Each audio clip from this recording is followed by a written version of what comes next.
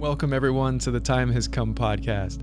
Thank you so much for joining me, whether you're on YouTube or just listening on your own at home.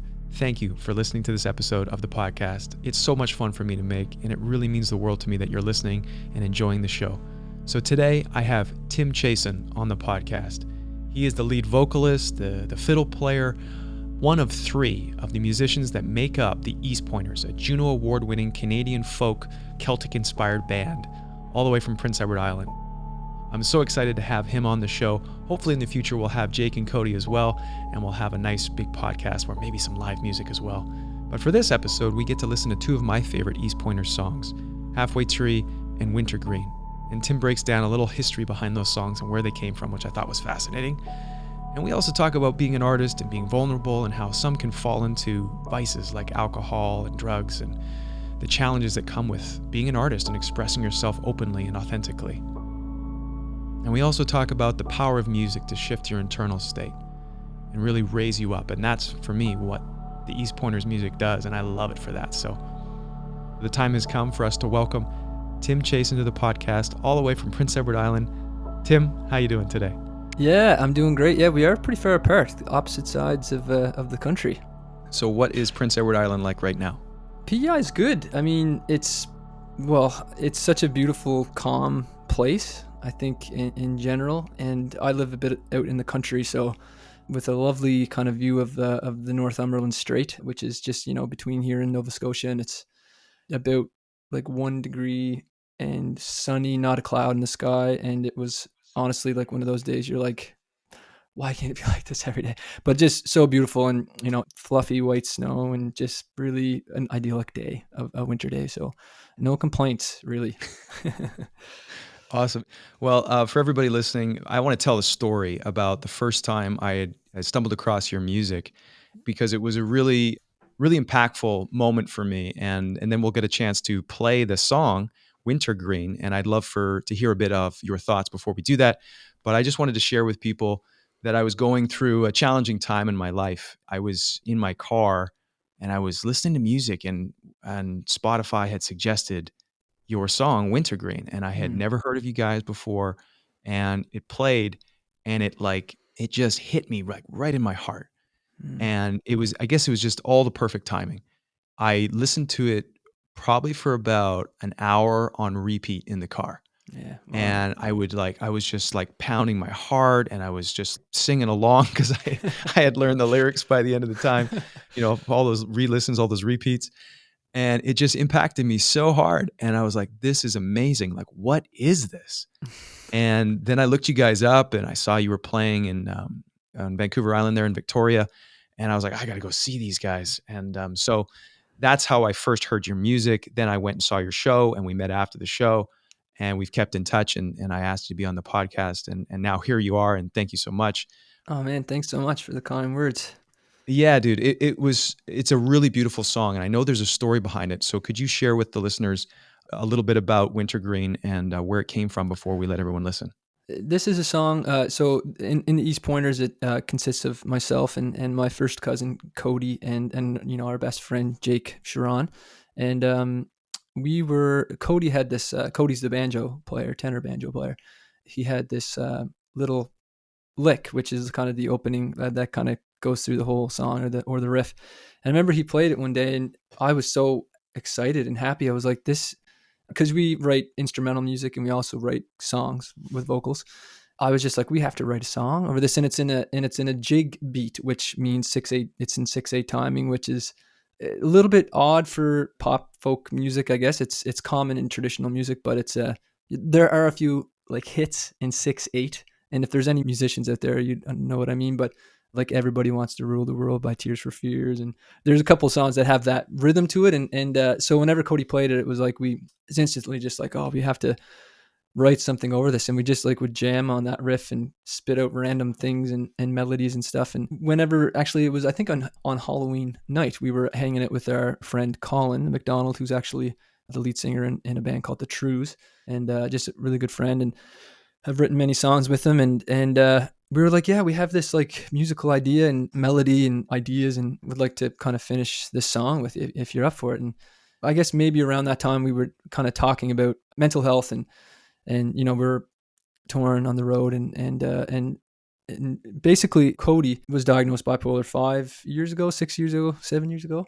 Gosh, it was a little while ago, and he's totally awesome. He's doing so well and has been, and he's such an incredible person and so talented. And he has been through his share of struggles for sure. And I know he wouldn't mind me saying this, and we've been through a lot together, and highs and lows that come along with it are super intense. And Colin had a similar experience with many people, and it's kind of like a song we felt like as we were writing it was, the wintergreen that survives through everything, through the darkness, and through all those lows, and just kind of powers through. It's just like steady, it's there. And I know Koady, after we'd written the song, he's like, oh, I wish I heard a song like this whenever it was 8 years ago, 7 years ago, to give that little bit of hope, I guess you could say. And yeah, and I guess that's kind of the idea of the song, is to provide that hope for anyone who's listening. And I feel like it's one of those songs that it's a bit like happy sounding too, and having banjo and acoustic guitar and piano, and yeah, we're proud of it, and proud of it how kind of far it went. And even just like hearing your story, Graham, means a lot, and other people along the road have connected with it. And I think as an artist, that's kind of the best thing that could happen to you, is if someone really connects with something you put out there and helps them through something. Because at the end of the day, it's amazing how much music can change you, whether it's lyrics that speak to you, or just like literally the frequencies and vibrations of the instruments and what they're doing. So yeah, it's a special one, we feel, for us, and we're just happy that it came across that the way that we meant it to. And yeah, just, grateful that people have connected with it.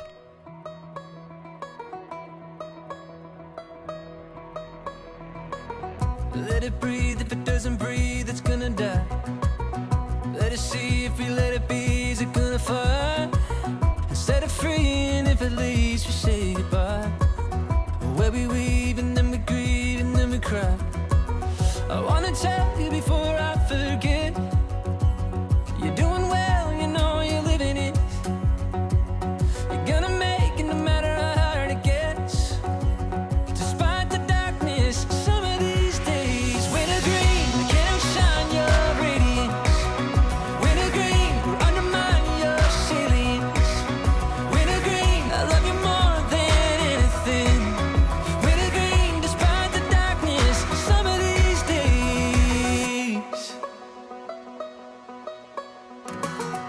Let it go, but you should know you're on my mind. And let it flow, embrace the ever-changing tracks of space and time. And if you grow beyond the world that we define, just let me know that you're gonna be alright. I wanna tell you before it's too late, you had it all going on right out of the gate. You never faked it or phoned it in. Despite the darkness, some of these days, wintergreen, cannot shine your radiance. Wintergreen, will undermine your ceilings. Wintergreen, I love you more than anything. Wintergreen, despite the darkness, some of these days.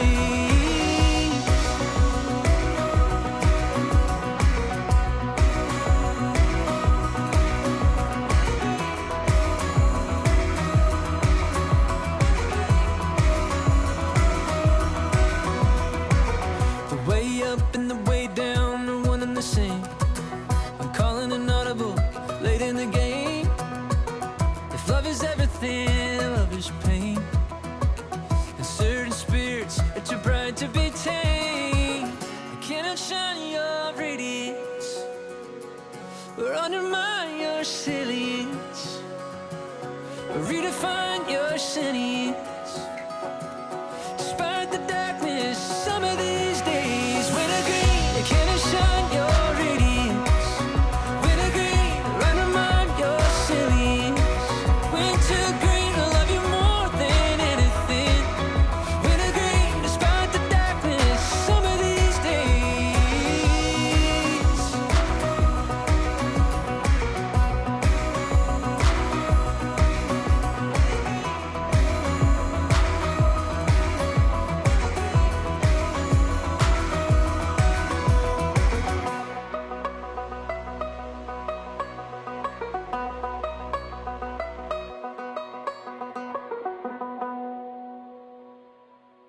Awesome. Awesome. Well, thank you so much, Tim, for sharing with us a bit of the history of that song and how it impacts people. And that's, it impacted me in a very, very deep way. And I'm so grateful for it. And I think that's what you said like earlier before we played the song there about how music can tap into people and can touch them in a way, retune them. It can shift you in it's kind of magical. I mean, I don't even know how to explain it. I'm sure there is some science behind it, but I would assume that would be one of the best things about being a musician is being able to just kind of like turn the volume up in people's spirit, and reconnect them to life. Yeah, it is crazy when you really like think about it. It's something that I think a lot of people take for granted, and I mean myself included. It's I think playing live, especially high energy music, and when people dance, and yeah, it's honestly like there's been so many shows that I've literally come off stage and felt like I was high, like, and you're just the adrenaline rush is like absolutely incredible, and it's what gets you through so much, and it can totally shift how you're feeling, and even like when you're listening to music, it's, I mean, lots of people realize, but even if you have just music on, and if it's sad or like slightly depressing or whatever, you might feel that that way. But if you put on like happy like dance music, it's like just kind of observe how you like how you're shifting and how you're like how you feel. It's incredible. Like when I wake up, I instantly put on happy music, and it just puts you in this place where you feel like you have energy and you're feeling good. But if I wake up and put on like acoustic slow jams, which I used to do all the time, but these days I don't. I love that vibe, and certain times of the day I do, but it's weird. I'm like really particular about what I listen to at certain times of day, because I know the kind of journey that you go on throughout the day, and it's because I'm always listening to music, and it definitely affects how you feel. Do you have playlists that you share with your fans, your supporters of your work about the kind of music that you listen to? Yeah, you know what? We have before, and we should do it more often. Like I tend to just throw on different playlists, and I should do it more. We do have one playlist on our East Pointer Spotify of like things that we were listening to at the time, and yeah, there's a lot of cool songs on there for sure. But yeah, I guess I probably should check that out and see what's on there. It's been about a year. That's something that I always find interesting talking to different artists about, whether they be filmmakers or musicians or whatever. It's like what in their field of work inspires them. They're creating content, they're creating art, and then where do they go for their inspiration, or where do they go for the morning music that picks them up, or do they listen to their own? That was something I always wondered. Do you listen to your own music to cheer you up? Yeah, no, not me. Not you? No, but I find I gravitate towards like Irish or Celtic, like high energy Celtic music, which is kind of like what we play, but we mix it all up. But I feel like there's just something in that music, and a lot of people I think a lot of people feel that same way. But that style of music, for some reason, and I know I grew up with that music, but I think it definitely goes deeper than that. Of just like fast like tunes that just kind of make me feel happy. I think with the East Pointers, that's something that we've tried to create as well. And it's interesting playing in different countries where, a Celtic music is not, necessarily a thing. People will come up to us after shows, and because some people come to our shows for our songs, and some people come for our tunes, and tunes as in like instrumental.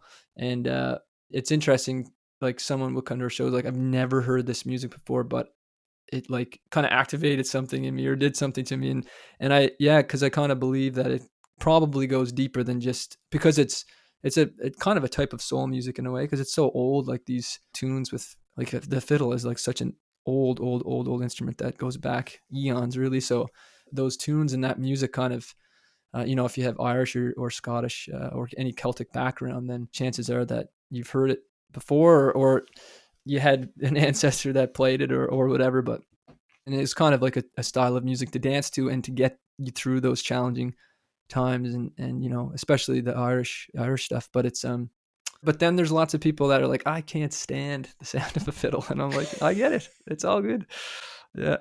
Are these people that come to your shows and say they can't stand it, or what do you mean? Yeah, well, no, not necessarily at a show, but I just heard like, because fiddles are quite common, I would say. Like on the east coast of Canada, it's like, because there's so many Scottish people like that came from Scotland here and brought that with them, and Irish as well, and the Acadians, it's pretty common. Like it's pretty common here. So it's funny actually. This is a number of years ago, and my ex-girlfriend's grandmother had Alzheimer's, and so she was kind of in and out and saying things that were like very much out of character for her. And I was there at the house one day, and she said, "I don't like the fiddle." And I was like, "Oh gosh, okay, I didn't know." Like, but before, like it was just an interesting conversation. I kind of chuckled because like maybe that's how she truly felt about the fiddle her whole life. But maybe, yeah. Anyways, but yeah, I think around here you might hear someone say, "Oh, I just don't like the fiddle," because maybe they heard it too much or something, or maybe they just don't like it. And that's okay. Yeah. It's not for everybody. You have a whole family, a lineage of fiddle players, because I know your father is a fiddle player, and how far back does it go in your family? Yeah, apparently like 8 generations of fiddle players and alcoholics. That's not funny, but basically what came along with fiddling in the culture is alcohol, because the fiddler was always the one that played at the dances and the ceilidhs and the gatherings, and they got paid by booze like moonshine or whatever that people had. So it was something that was like, until this generation, I would say it was something that was like actively tried not to be passed down, because usually the mom, my grandmother as an example, was like, didn't want the boys to play because, what her husband was like. And then it was the same that the next generation's like, oh, I don't want our kids to go through this because they're going to end up being, and it kind of is still true. Like the musician always first thing gets paid in booze. So it's like, it was like that. And then eventually they call the fiddle like the devil's instrument, because it's for many generations, because that's what tended to happen to those guys that played the fiddle. Because they were paid in alcohol, that was considered the devil's instrument. Yeah, and like usually there'd be, maybe a farmer or fisherman or something, in which, the culture of fishing also alcohol is very closely related to. But yeah, and then it just tended to kind of take that over. And my father actually never drank. He was like, I'm cutting this whole thing off at this point. So growing up, it was like the main thing that he would like always say to me is like, beware of alcohol, because he knew that like anytime you play music, and that's, I'm not to say that's why so many musicians struggle with that, because it's, similar industries like with alcohol and drugs or whatever, but it's just so prominent in the music industry, like drugs and alcohol. So if you don't really have your head on straight, or if you don't really have your eye on some sort of prize, then it's so easy to waver for sure. Mm-hmm. Anyway, sorry, getting a little off topic, but No, that's yeah. not off topic at all. I find it interesting, and I think it's right on topic, because it is something that all artists, I think, struggle with. Is creating art comes from a vulnerable place. When you're creating it, it is not easy, and so I think, how do people cope with that? How do people deal with that sort of stage fright or expressing themselves openly? Because from my personal perspective, all great art comes from that vulnerable place. Mm-hmm. And to me, that's what makes sense, is that if you are doing that on a consistent basis, then maybe a substance like alcohol or some drugs is a way to, give you some courage, or to numb any pain that you're feeling, so that you can continue creating your art. Mm-hmm. And so that is something I would assume that a lot of artists struggle with, being so open and vulnerable, because you can make music, you can do art that doesn't come from that place, but it doesn't hit the same way. Mm-hmm. And all the really impactful movies, music, artists that I've seen, they come from that place. So I think it's really a good conversation to kind of talk about, how do you deal with that? How do you process that, being vulnerable in front of people? You don't have that challenge with drugs or alcohol, I'm assuming. Yeah, no, I don't. I feel like I definitely have come close to falling into it, and so many artists, like you say, like they create the art, like usually probably in their bedroom or by themselves or something, or with a few people, and then all of a sudden you have to get on, you don't have to, but you to translate it to people, you have to be on stage in front of these people, and you have to be like involved in an industry which is intimidating. And so alcohol is like the first thing that like totally eases that. I mean, there's obviously many other ways, and I've certainly have done before I get up on stage, like having some alcohol. I did discover early on, thankfully, in university, that I used to do like open mic whenever I was 17, 18, all through like UPEI, and drank a lot for second year, third year university students do. And then I realized how much I sucked when I did it. So I was like, and that was before I like started touring. And I'm glad that I kind of got it out of my system before I actually took on music professionally. And because you see some people on stage that just take it a little bit too far, and then their shows end up being, it's not their best musical performance, but you feel so bad for them because you know that it's coming from some hurt, like somewhere along the line, and it is a challenging road in many ways. Being a musician, touring is grueling, really, as far as it's super enjoyable and super fun, but it's really hard on your body, your mind, and luckily getting on stage is kind of the big payoff. But yeah, and then just the culture of the music industry is like every conference, it's like free alcohol, and then after every show, it's like you kind of hang out with people and drink, and it's always there. And for me, I feel like I kind of made a commitment to myself a few years ago of the best health that I can be in. I kind of had like a small little health scare, nothing crazy, but I actually got Bell's palsy in like 2015, maybe, I guess. And Mm. for anyone who doesn't know, it's like a style of stroke, I guess you could say. I thought I was having a stroke. It was really, really bizarre. And at that time, I was like a little stressed out and working maybe a little too hard and trying to push it in many different ways. And then after that happened, it was just like, oh, okay, I need to really, and most people kind of have something that happens that they're like, oh, I really need to take care of myself. Like, stress, and the stress levels are way too high for no reason.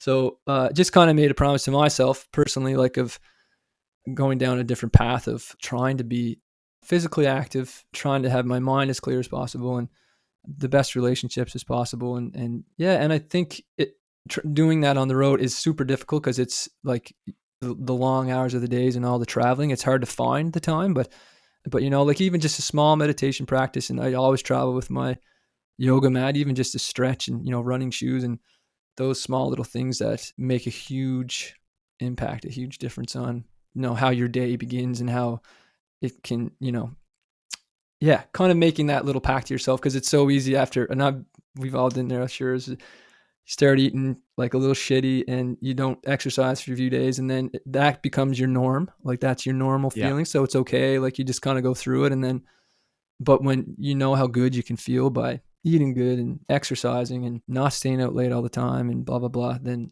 you kind of crave that feeling. So, and obviously nobody's perfect. I'm definitely not. I go through phases of it on the road, but that's been the main goal kind of thing. And it's been much easier to do at home, that's for sure. But I can see that being a real challenge. That's one of the things that I have found when I'm away shooting for a project or whatever.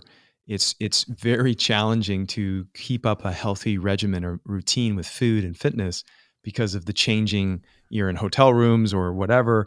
There's always so many variables that it's really hard to keep that consistency. You have to do your best you can and find little tricks and ways to continue that, because if you don't, you kind of, like you said, you kind of slide down to this lower cruising altitude, and that just becomes your norm. And then it kind of wears on you, and I have found you can't function optimally. You can still do it for a short time, but then eventually it takes its toll. That's kind of my MO now, is it's like, if you put in the work now, it pays off in the long term. If you take the shortcut now, it's easier now, but you have to pay it in the long term. Totally. But I did want to ask you about being on stage and being vulnerable and expressing yourself.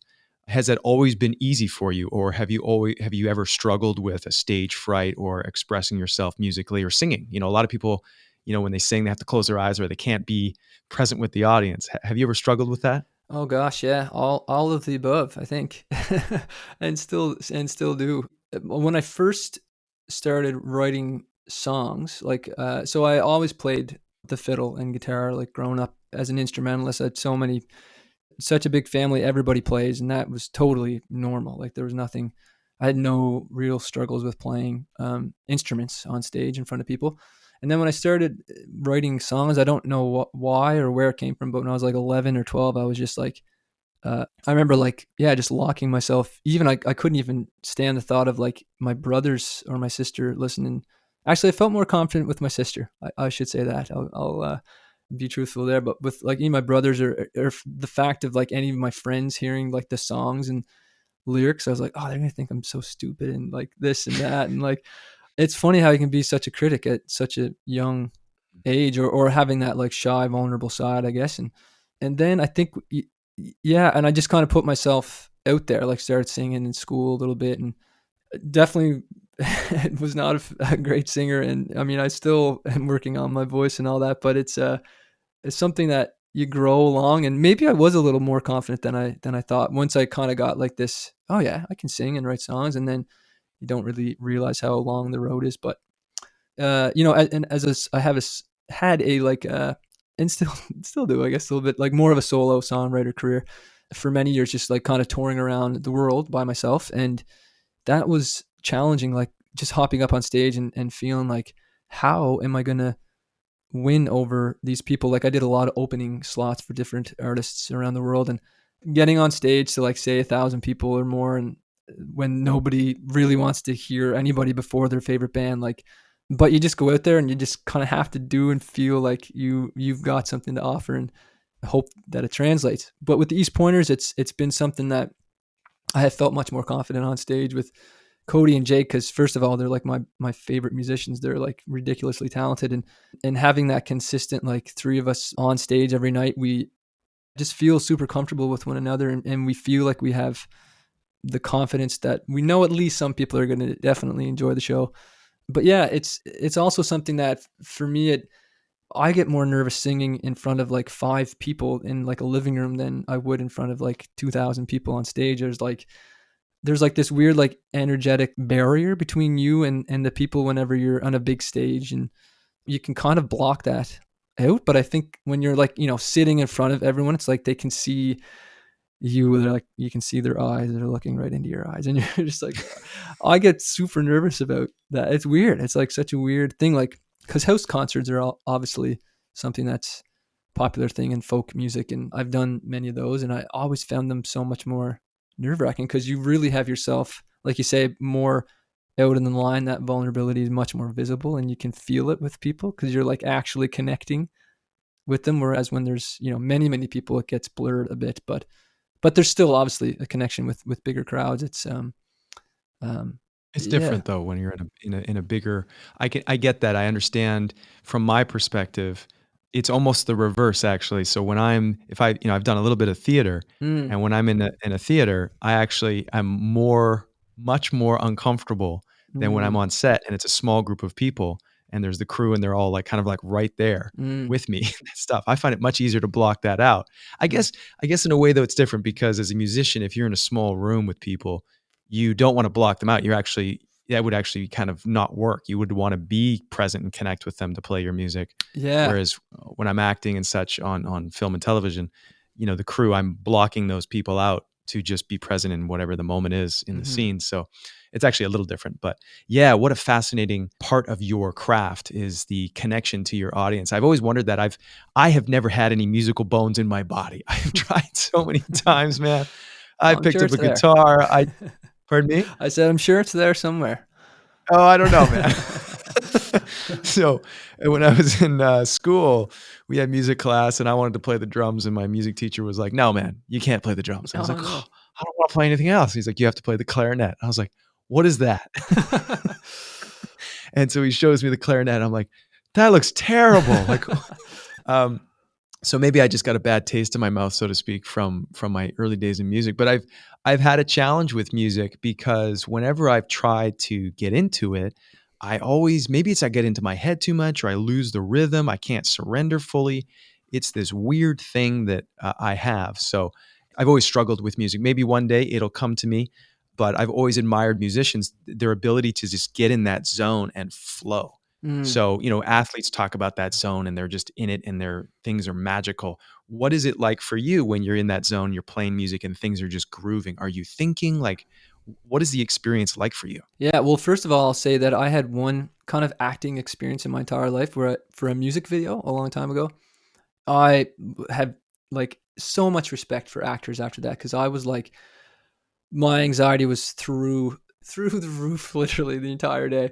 Like it was just a music video, but like it was crazy. And I was actually there for like they had auditions for a girl to be in the music video, and they like it was in Toronto, and they had like to me, this is like so not my world, but probably obviously quite normal for you. But like the audition process of the girls that would come in, and I had to like kind of act with them, and I've never felt that uncomfortable in my entire life, because I was like, I don't know what I'm doing. This poor girl's like, how am I supposed to express how I'm feeling with this guy? Anyway, but just, yeah, I want to say how much respect I have for that whole world. It's a different world. Yeah, it's a completely different world. Yeah, and as far as like, playing music on stage, I think, or even just playing music with people in general, it's like you definitely get into a rhythm, like yeah, something's kind of hard to explain, especially if you're really feeling and grooving on, whatever the case may be. It's just like sometimes, like you say, you can get into your head, because there's this perfection side to being a musician where you want to play everything exactly right. And if you mess up, then you're like, oh, shit, I messed this up, and you lose what you were just in. Whereas like, I had to remind yourself like, okay, that person in the audience probably didn't notice that I missed that note, so it's okay. But like, you kind of have to talk yourself through like these things on stage, because it can be detrimental, and it can be, if you're too hard on yourself, obviously. So, and that's something we literally talk about after every show. It's like, first thing, great job, guys. Like, really great job. No matter what happened out on stage, like we gave it our best. We did our best. And because it's so easy to come off and be like, oh my God, I played so terrible, or I missed this and that didn't flow, and that, like, you can focus on all of those negative things. And it's good to address those things, because you want to improve. You can't just ignore the things that didn't go well. But we've tried to make it a point of like focusing on, especially just directly after the show, when you're on that high of being like, oh, that was great job, high fives kind of thing. And then usually a little while after, we'll be like, oh yeah, we should do this next time, and that, and maybe we don't do that, and blah, blah, blah. But I think it's good to, to become better. And that's kind of part of any artistic craft, really. Well, it actually makes me feel in some ways better that there are musicians struggle with this as well. For some reason, I've thought that they didn't. Like, it was just like, if you could play music, then you wouldn't that you wouldn't struggle and you wouldn't go into your head. So that's actually reassuring, I should say, to hear that, because as an actor, you can very easily go into your head, because you go, well, what's the next line, or where am I supposed to stand, Totally. or what's it supposed to feel like? And so it's the same for musicians. What, did I hit that right note right, or did I miss a note? And then for the audience, I wouldn't know the difference. If you missed a note, I wouldn't know, unless maybe you missed like 10 in a row or something. I'd be like, that sounds a little weird. Yeah. So that's interesting. And that's something that I have learned as well, about how to balance both of those worlds, where your logical mind is thinking about, did you get all your lines right? Did you hit this thing? Did you do all the tangibles right? And then I try and balance that with the feeling of the intention of, whether it be the scene or the moment. It's like, I have to continually put my focus there. Mm-hmm. And if I do, my practicing with all my lines and all the blocking and all the movements, if I get that all done and memorized as best I can, that it runs just a small fraction of my brain power, and all my attention is in that moment to be able to flex or move or shift with whatever is happening in the scene, I find it much more enjoyable for myself. And what I have found as well is that it turns out to be a better product in the long run as well. Yeah. But it's not an easy process to juggle both of those. I'm assuming it's very similar with music, knowing your notes, knowing the songs, and all those different cues and measurements, I guess you call it. But then at the same time, staying in that flow of the song, the intention of the music, and probably interacting with the crowd as well. Yeah. And I've heard someone say this a long time ago. It's like, an audience member doesn't, if they wanted just to hear you play perfect, they would listen to your album. But like, they come for like an experience, and they want to feel something. And that's something that we talk about quite often, because if we just focused on like getting every like little triplet and every note and everything perfectly right, and didn't connect with the audience, then like that wouldn't be fun for anybody. So it's like trying to like convey a feeling rather than like a musical, I'm not sure what I'm trying to say, but like not so much a like perfect musical moment. And some bands and some musicians, that's kind of what their thing is like their technicality of like their perfection in playing. But for the most part, like if I go to a show, I want to feel like something real and feel like an emotion from the the person that I'm going to listen to. So keeping that in mind is so important, because like you say, like going into your head is like, oh shit, I missed this and that, and then I'm like, no, they're just here because they don't care about that. They want to feel something and go home feeling hopefully happy and feeling moved in some sort of way. So yeah, it's super easy to go there in your head, and it's a practice not to. Yeah. And the other thing we were talking about just before we started recording that I think ties into this is the idea of equipment.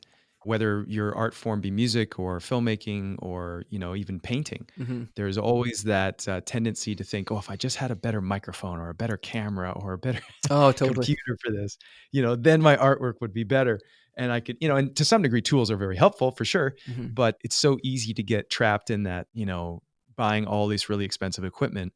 And it really doesn't matter if you don't have that intention, that core inspiration of what you're trying to communicate and focusing on that. Who cares how Yeah. how good your microphone is? It's Yeah. not going to matter. Koady has a great, sorry to interrupt, Koady has a great saying about that. And I think it comes from his dad or his dad's dad, but some people might have no clue what I'm talking about, but they say you can't make chicken salad out of chicken shit.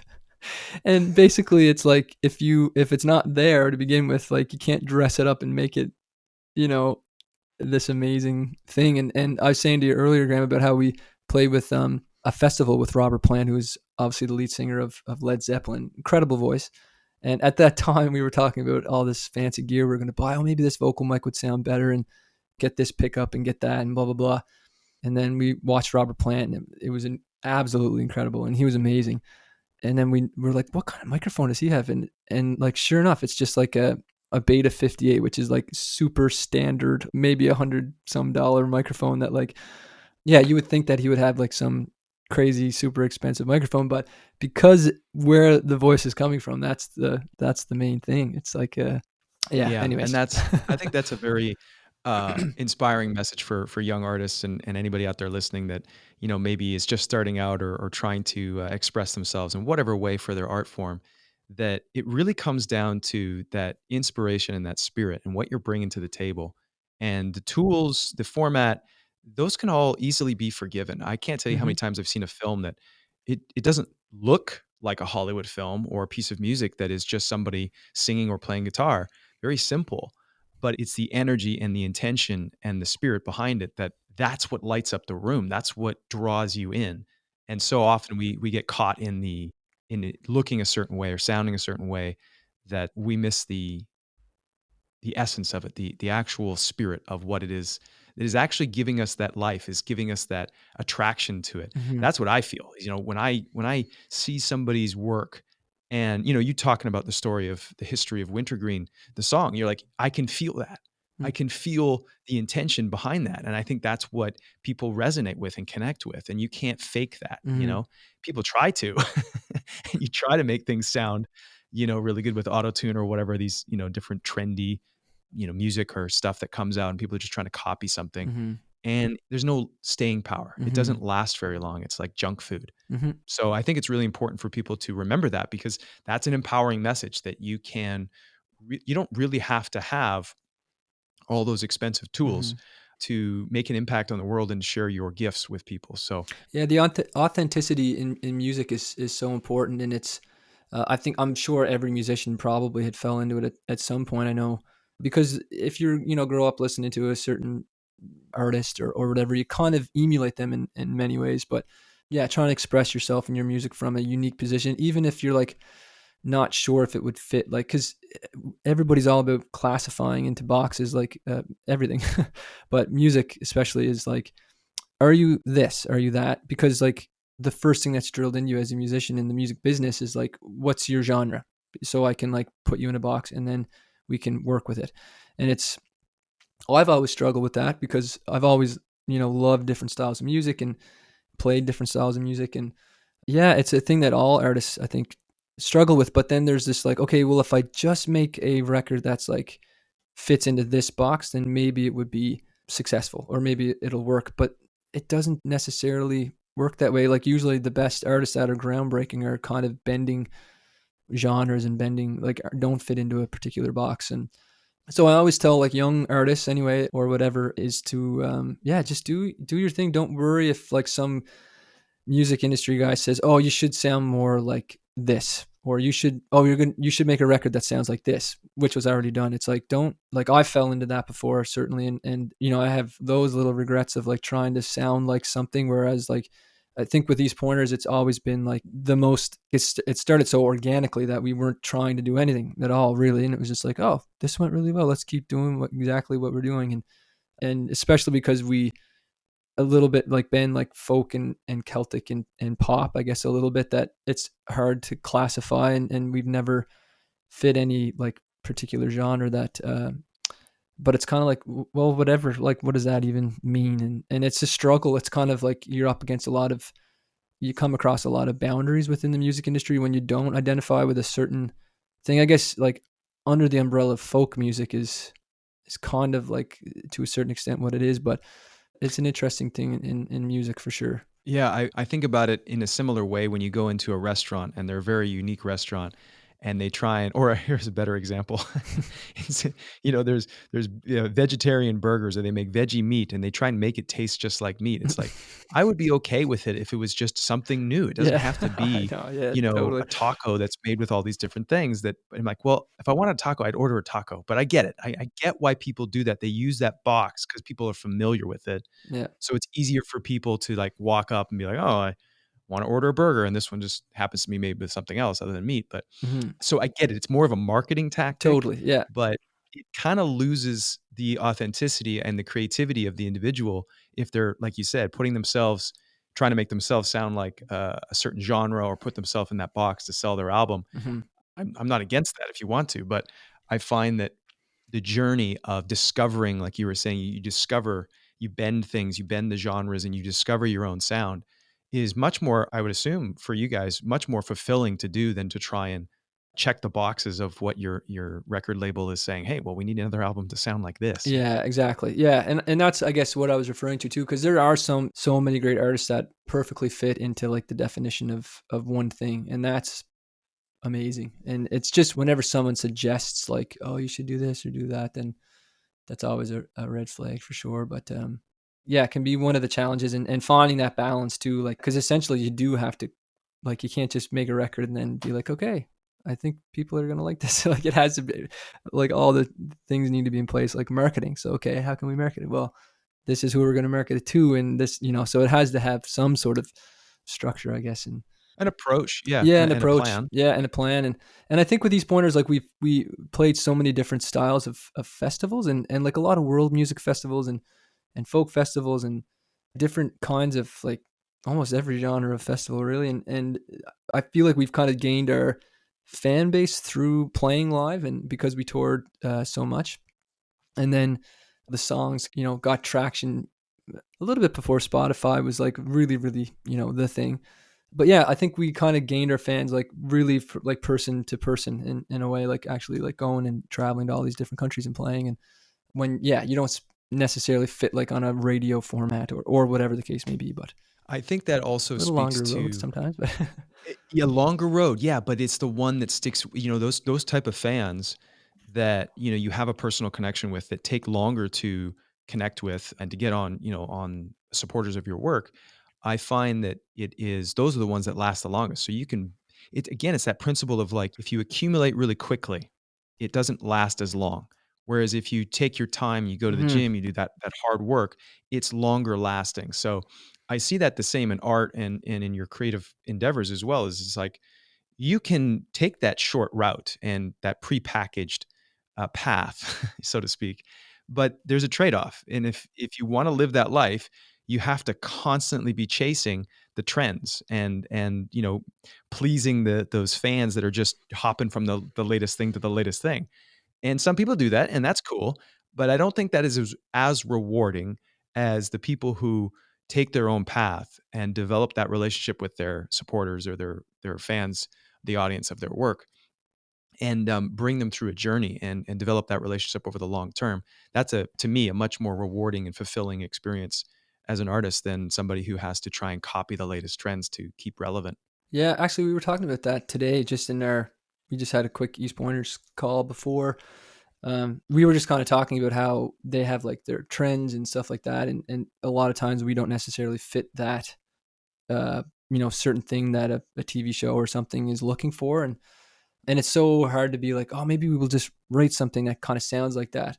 And it is fun. That would be fun to do, like, but not necessarily like actually chase it and pursue it and try to sound like something in hopes that your song gets picked for this or that. It's like, well, you just kind of have to keep doing what you're doing, and then those things kind of pay off eventually. So I think they do. And like one of my favorite bands is Sigur Rós, and they had a song, and I think it was Tom Cruise's movie Vanilla Sky. oh, okay. And it was so perfect, but it was such a unique song. And you kind of look back and you're kind of like, or at least I'm looking back now and thinking, you know what? Like, that's why the song worked so well for that moment. Mm-hmm. It really, to me, that was the first time I'd really heard them. Mm-hmm.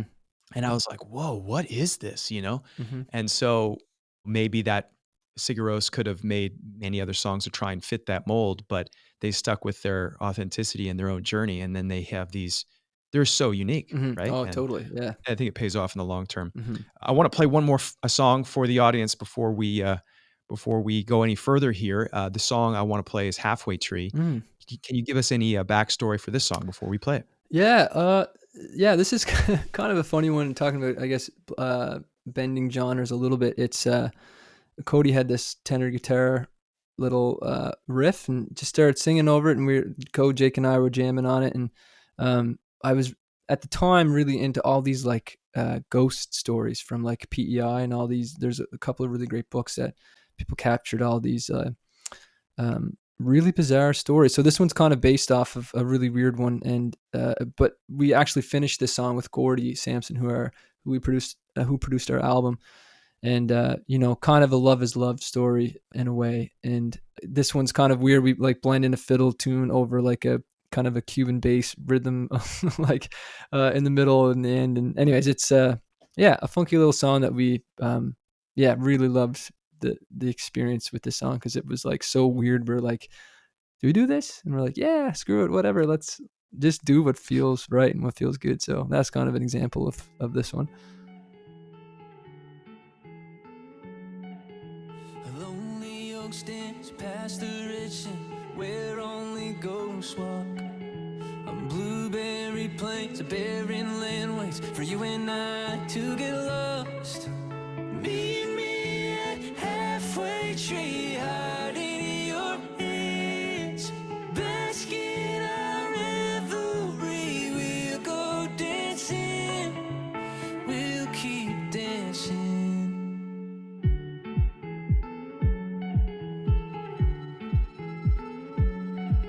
We'll fall at our feet while the world sleeps, speak without making a sound. Shadows in night will hide in plain sight, never to be found.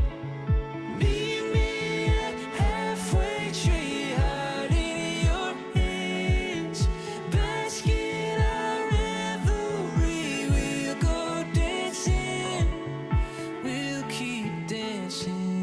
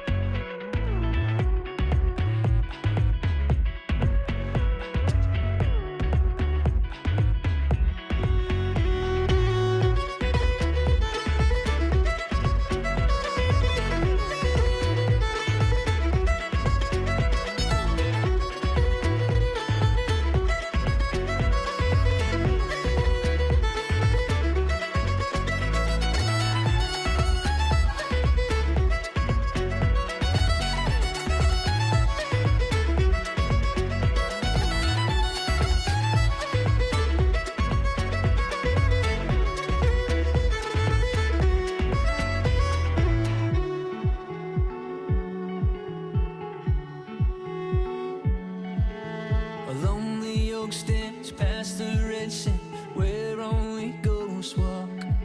Let's waltz on our graves, dream wide awake, and shoot the moon before it drops.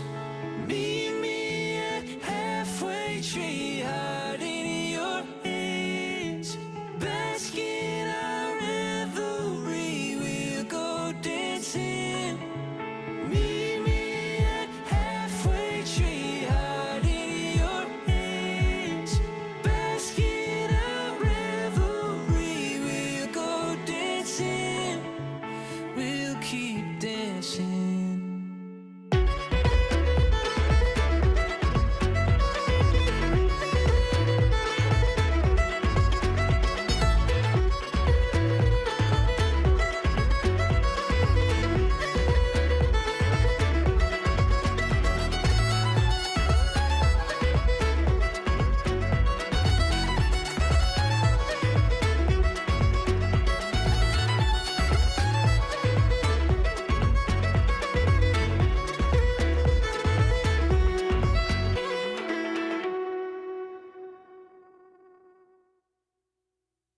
I love that song too. I love that beat too. So you said that was a Cuban beat, or that's a Cuban Yeah, it's kind of style? like the classic like dun, tick, tick, tick, tick, tick, dun, like that. Like the bass rhythm is very, I guess, rooted more in like in Cuban music. And I don't know much about like that. I mean, I have been to Cuba and I love the music, but there's like a definitely a dance quality to the way they play in that rhythm.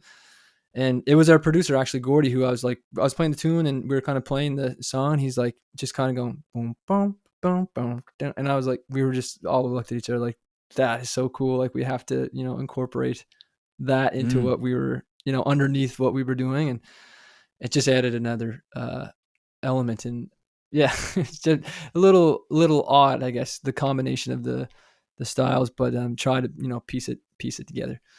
Well, dude, that's what I loved about that song, and that's why I wanted to play that song for everybody. Was the style was different, and I remember when the first time I heard Halfway Tree, I was like, "What is like the beat drop?" I was like, "What is going on right now?"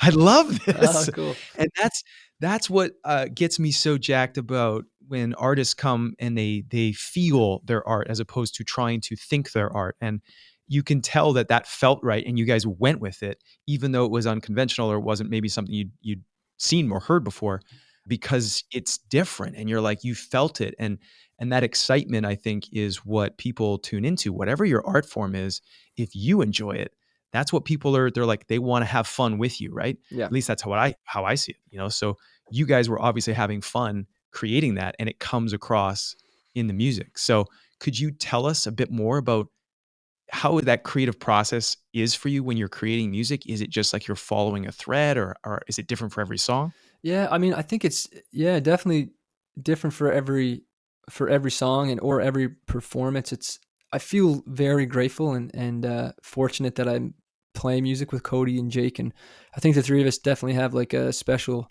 musical connection that we definitely discovered when we first met Jake. And we were just like, since more than 10 years ago, we were like, kind of joke like, oh, the three of us should start a band. Like we were all doing different musical projects at the time, and there was just like such a, like, Jake is from Ontario and Koady and I are both from PEI and grew up playing music together. But when Koady and I both met Jake, we were like, actually, we both met him at separate times and told each other about this guy from Ontario who like has to be from Prince Edward Island in a different lifetime, because he's like totally fit in like with me and all of our cousins and friends, and musically and socially, like it was just a perfect fit. And that's why we were like, we have to start a band someday. And then the first little EP that we recorded, we just did it for fun. It was just kind of like, let's just do this, like literally for the hell of it. And then we released it and did a few shows, and we were like, it went so well that everything felt so natural and organic that there was never any like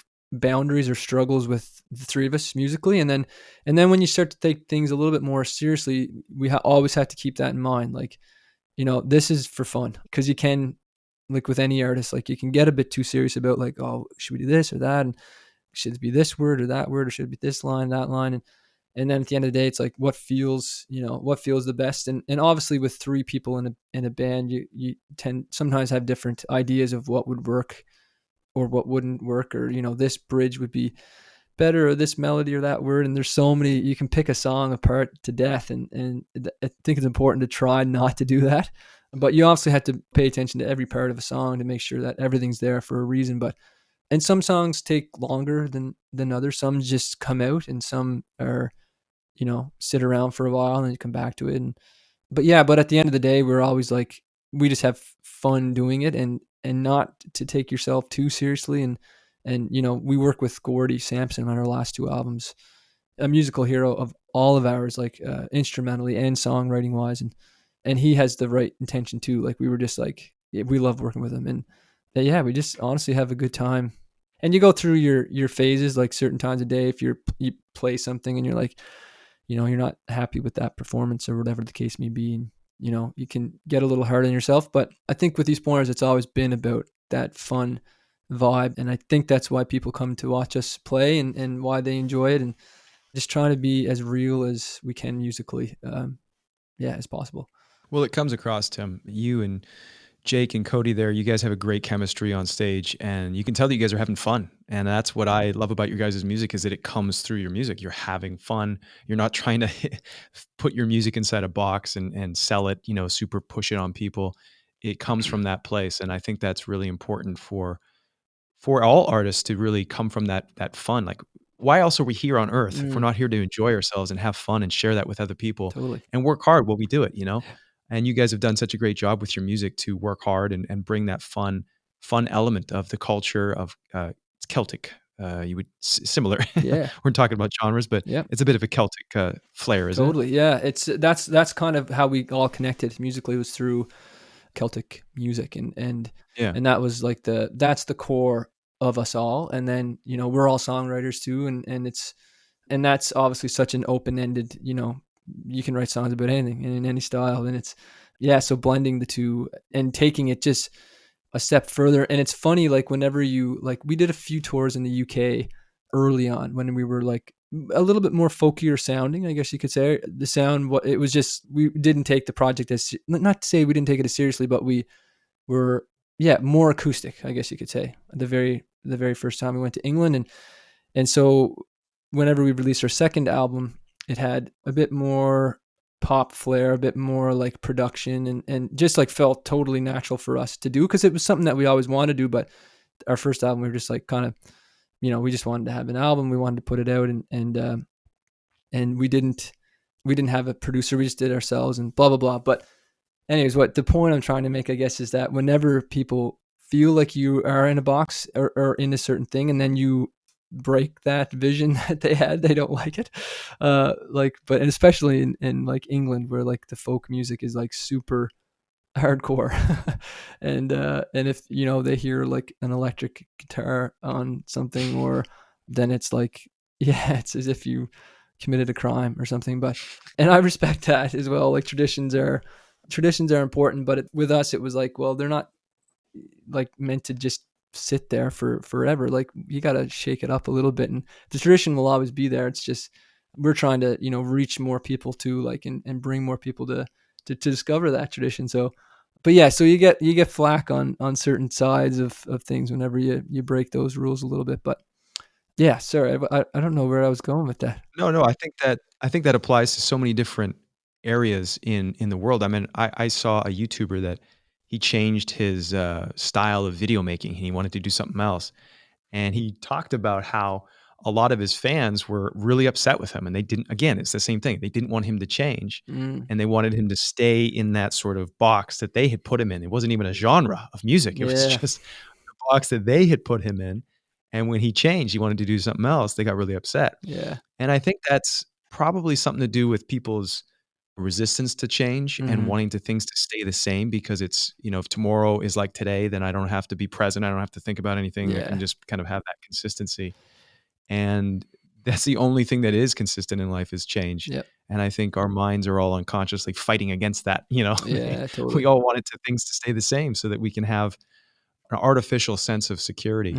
But I don't think it's ever really, you can never get there, and it kills all real creativity and real inspiration too, if you're trying to just keep everything in a box. Yeah. And sometimes you're scared to do, like, we've had moments where we're in our last two albums, like, oh, are we really going to do it like this and have this like vibe on this song or whatever? Because our first album, we were lucky enough to win a Juno Award on our first album, actually. And it was more acoustic. And I mean, our music was kind of always a little left of center anyway from the get-go. But yeah, when people are used to that, like maybe more acoustic vibes, and then you amp up your production level a little bit.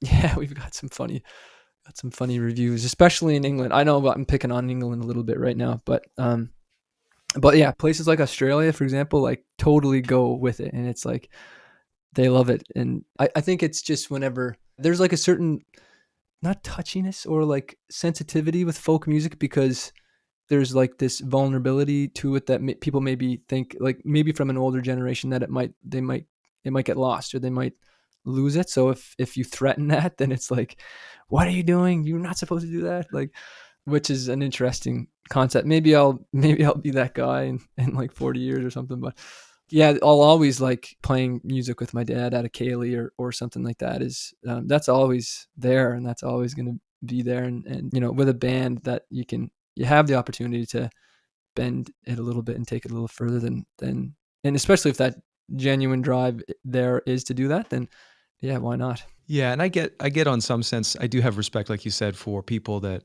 are like, this is the way it should be or whatever. I get the intention is like, don't disrespect the spirit of this music. Mm-hmm. And for some people, they get kind of too tight around that, and Mm-hmm. they forget it's the spirit, and they think it always has to sound a certain way. Mm-hmm. And to me, that's what I hear is I go, if I'm respecting the spirit of this, the intention of this, and I'm evolving it, I'm changing it, and I'm moving it into a new direction, while still understanding where it came from. Mm-hmm. I think that is the best way to, cut right through the middle in that. Because there are people that they'll take an art form or a style or something, and they'll just butcher it for the sake of butchering it because they want to create that chaos, or they want to create Yeah, totally. tension in people. It's Yeah. like, well, sure, you can do that too, Yeah. but it doesn't create that longevity of work, because if the intention behind you bending the rules or changing the genre is to just be different and to get attention, it's like, yeah, man, like, sure, like it's a free world, like it should be a free world. You should be able to do whatever you want, Yeah. but cool. But I kind of see that middle road as being a much more attractive one, where you respect it, but you can still evolve it and bend with it and kind of flex it into a way that's new and creative. Yeah, totally. 100% agree. Well, Tim, thank you so much for this conversation. I do have to ask you my favorite question about a magic painting to wrap up this episode. I had lots of other questions I wanted to ask you, but we got off on this track, and I really enjoyed it. So thank you. We'll have to have you on the show again, Yeah, and hopefully with Jake and Koady as well. I'd love to have you guys in studio. totally. Oh man, that'd be so Definitely. good. So that'll be next time. But for now, my magic painting question goes like this: if you could have a painting on your wall, Tim, that whenever you looked at it, you could feel any type of feeling that you want to feel to any degree that you wanted to feel it, what feeling would you choose? And then what would you want in your painting so that you could look at that and be inspired and connect to that feeling? Hmm. Well, you know what? Not one particular painting or well-known painting comes to mind, but my wife does create a lot of art around the house, and I sold some art, and she has a painting on the wall of just the ocean, and we live we're lucky enough to have this beautiful view of the water, and growing up on an island, and my family's been here for generations, is that feeling of calm. Like today, as an example, I was down on the water with my son and my brother, actually, and making snow angels on the little beach down there, and it was a beautiful sunny day, and that feeling of like just the calm, and it's quiet out in the country. It's like talk about kind of feeling present, and being where you are at that moment, and not feeling like you had to be somewhere or do something. And yeah, I always nag on winter because we usually travel in the winter to warmer places to play, but this winter I'm really embracing being here, and yeah, just the flow of the ocean is like I could literally sit and watch all day, just like the waves, and it's something to me that brings that peace, and kind of peace and serenity that we should be able to feel more often, I guess. But I try to seek it as much as possible, and I guess I would refer to, I guess that painting is the one that brings that out in me. And the feeling is like a serenity, a peace, you said, when there's no stress. There's nothing that you have to do, and you're just present. Homeostasis, balance. Homeostasis. Balance. Yeah. Oh, good one. Yeah. I feel like I'm always trying to get there, and not always trying to get there. And when when you really feel like you just feel great and feel good, like that's my goal all the time. But yeah, and what you have to do to get there, and what doesn't get you there. So it's that practice. So That's awesome, Tim. That's awesome. Thank you for sharing that. And for people, you teach fiddle workshops on Patreon called The Tuning Room. So if people want to check out your work there, it's on patreon.com/Tim Chaisson Music. yeah, Correct me if I'm wrong. yeah, no, That's your link. yeah, that's right. Yep. Tim Chaisson Music. Yeah. Oh, and also the East Pointers, we started a book club. Funny enough. You did? Okay. Yeah. So and that's we're doing that through Patreon as well. So we're on like our third book right now, and it's been like really fun. Like it's we get together online with everyone monthly, I guess at the end of every month after each book, and just have good conversation and nothing too crazy. It's just a really nice way to connect with people all across the world, and nothing too heavy reading wise yet anyway, and just some good stories, and also forcing myself, which I always say, I enjoy reading, and having that like little goal to get there is a nice thing. So if there are any avid readers out there, then feel free to join us. Awesome. And that's patreon.com/ what's the East Pointers. The East Pointers. Yeah. Okay, sweet. And we plan on kind of building it more to involve more music and stuff like that. But because we all love to read so much, we're like, let's just, for fun, start a little tiny book club and see what happens. We might as well. Cool. Yeah. Awesome. And is there anything else, Tim, that you wanted to share with people, things that are coming up that you got with the East Pointers or yourself? Well, we actually have a brand new single, a remix, actually, that a electronic artist from PEI remixed one of our songs. It's called Elmira, and we just released that to the world as well. So that's kind of, but you can, find us on Spotify or iTunes or wherever you listen to music, and we're there. Awesome, Tim. Well, I look forward to that because I haven't heard it yet. So cool. Yeah. After we're done this, I'm gonna go check It's it out. Definitely, it's definitely way in another direction of the original version. But the guy who did it is actually a friend, and he went to the name of the song is Elmira, and he actually went to Elmira, this little community at the eastern end of PEI, and like recorded the stream and the sounds, and he just literally sent the whole track over to us. And he's like, "Oh, what do you guys think about this?" We're like, "That's really cool, like great job." And we were like, we should just release that for fun of it. And so it's out to the world. I wouldn't say it's like what the East Pointers sound like, but it's fun. It's just like, a remix. So cool. Cool. Awesome. Well, thank you so much, Tim, for being on the show. I really appreciate it. And I can't wait to have you guys in studio one day and to do an in-person interview with all of you, with the three of you. So yeah, totally. Thanks so much for having me, and an amazing job on your podcast, and congrats on all this. You're doing great things. So awesome. Thanks, Tim. I appreciate it. Well, thank you so much, everyone, for listening, for checking out another episode of my podcast. I really appreciate it. It's so cool to be doing this. And I remember when I made my first $6 off YouTube on the ads, and I was just like, this is great. This is awesome. I love this. It's a lot of work, but I love this. So I just want to thank you all for being here. And thank you to all those people out there who have donated to the podcast and helped me grow this show. They have shared some financial support on PayPal, on my Koady link, which is, Koady is like a link in bio kind of thing. And they've donated money to the podcast. And I'm so grateful to you guys who have done that. And even if you can't support the podcast financially, I'm just so grateful you guys are here and listening and being a part of this. So thank you all for your support. I really appreciate it. And a special thank you to Eskimotion, who gives me the music for the intro of my podcast. I love it. It sets the tone. Check him out. Give him some support as well. Eskimotion, Eskimotion. You can check out his albums, all his music on your favorite streaming music platform, or even on YouTube. Just type in his name and check him out there. And I know he would appreciate that as well. And so thank you for you guys' support. I want to also let you know about my new community phone number that you guys can text me at. It's a way to keep up to date with what I'm doing and what's going on in my life. I heard about it and I was kind of like, what is it? Yeah, basically it's a phone number that I get, and then people can text it and they get a response from me that's automated, just basically saying like, hey, what's up? Let me know what you're interested in getting updates about. And then when you text me, oh, I want to get updates whenever you go live on Instagram, or whenever you got a new podcast episode out, or I want to get updates on Bitcoin, or I want to get updates on your merchandise, your clothing, or whatever the case may be. You just text me back what you're interested in. Then I put you in a group that, it says I want updates on this thing. And then anytime I have an update, I can just click that group and write a text. And then you guys all get a text about like, hey, here's a link to my new podcast, or here's a link to whatever.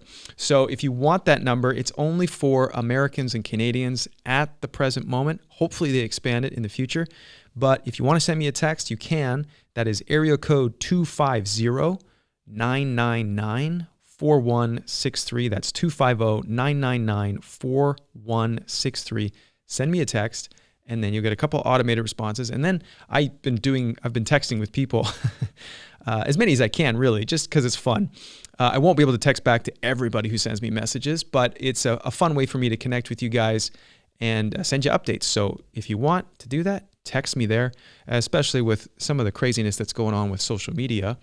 I have opened up a Telegram account and this community phone number as well, just as ways to diversify, because, sometimes censorship happens. So that's a way to keep in touch with me if anything were to happen in that instance. But I hope it doesn't, but you never know. Anyways, that's it for today. Thank you guys for joining me.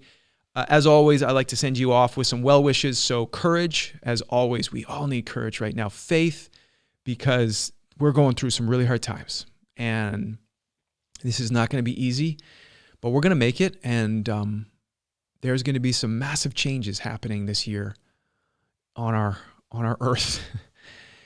And I just want you guys to keep love in your heart, to keep courage and have faith that things will get better, that we will get through this.